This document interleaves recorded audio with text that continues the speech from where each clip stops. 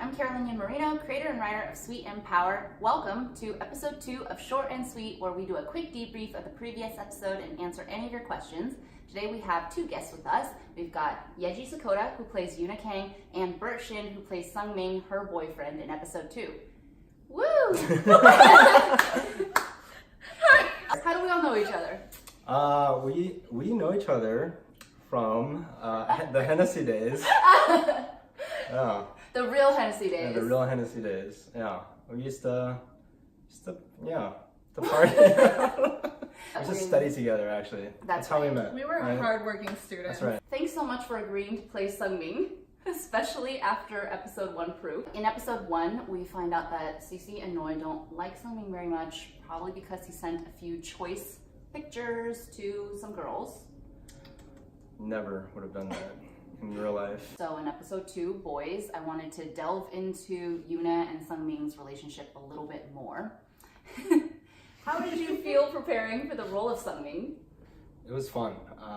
I laughed a lot. I had a lot of private laughing moments to myself in my car. In the car. In my car. While you were running live. My brother would see me driving home. And I'd be talking like really animated in my car by myself.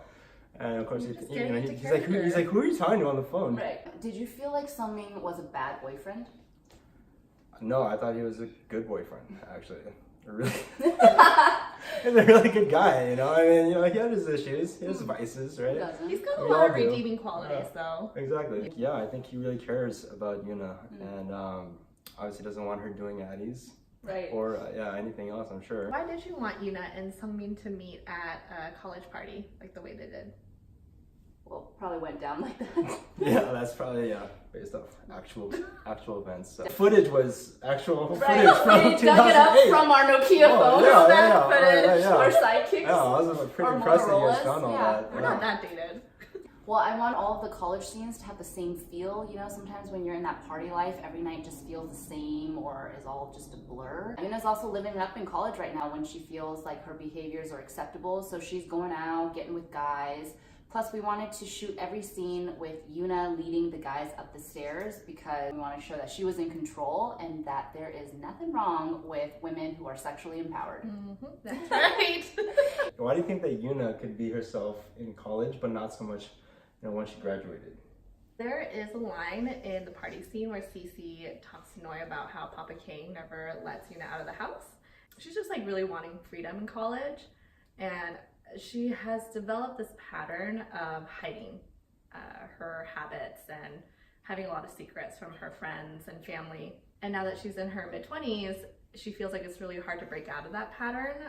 Plus, she just has like a lot on her plate. She feels like she's to be a forgiving girlfriend, and she has to be a good friend to her friends like Cece. Mm-hmm. Even though Yuna has a ton of work, she still goes out with Cece. She's just a ride or die chick. Yeah, she shows up. Good friend. It kind of compounds the stress on Yuna, and I think it makes it so that she doesn't have anyone to talk to. Plus, she's so busy and stressed out, and now she's resorting to some of these unhealthier habits. Yeah, she's just kind of digging her own grave. Mm-hmm. Plus, Cece is hella judgy. Right, we've all had these friends who are really protective of you, and Cece is one of those friends to Yuna. That makes it really difficult for Yuna to kind of be herself around her. Cece has good intentions, but is just a little intense with that. Needs to lighten up. Just a little bit. Maybe take a hit. Yeah. Maybe take a hit. Cece really should. Well, people keeping secrets is one of the themes of episode 2. We have Yuna lying to her friends, her boyfriend, well, really herself. We've got Robin, who's secretly engaged. We have Noi that shared that she's had a long-term crush on Yuna. We'll just have to see how this all unfolds in the rest of Sweet and Power. Thank you for tuning in to Short and Sweet episode 2. We will have a Short and Sweet after every episode where we'll dive deeper into details.